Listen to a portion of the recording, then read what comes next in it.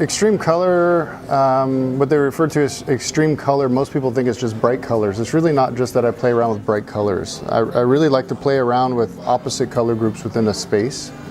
So there's always a push and pull and almost sometimes an uncomfortable feeling, but it's usually, the goal is to get it to a spot where it's not uncomfortable. There's an energy that's happening that makes you feel when you're looking at it, and eventually we get to a spot where you're happy. But that happens through the opposite colors working against each other. There's a certain energy that'll come through the paintings. I wasn't really taught how to do that. It wasn't something that I set out to do. I used to paint like super realistic, hyper realistic paintings all the time, like very realistic illustration, very realistic color use.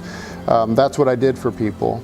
And to break that up every now and then, just for myself, I would do realistic illustration, but I'd play around with color choices that didn't necessarily feel adult-like, right?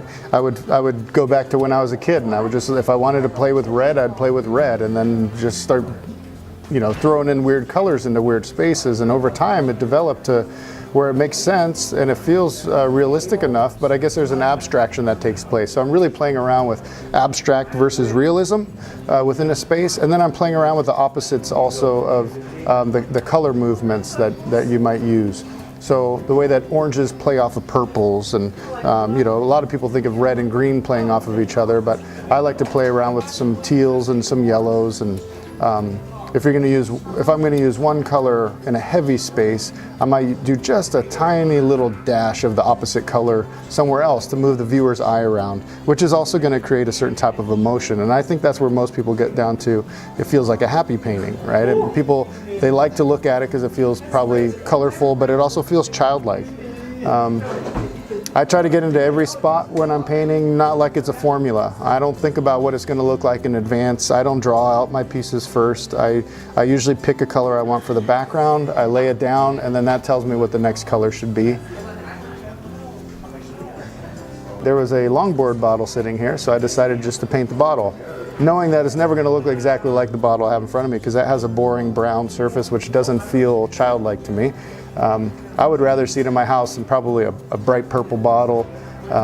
You know, the label's the same color, so you know where it's from, but everything else changes around it. And it's in that kind of amazing sea green background, which is what you're going to see when you look at the ocean here anyway.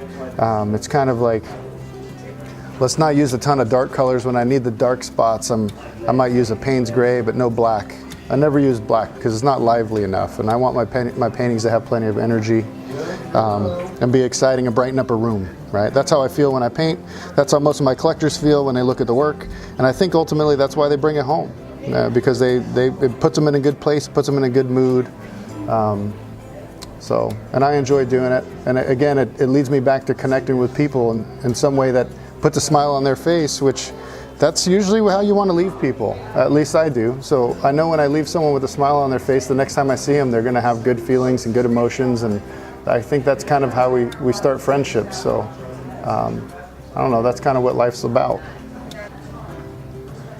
I'm Jeff Albrecht, and I'm here at Bill Wyland Gallery in Lahaina.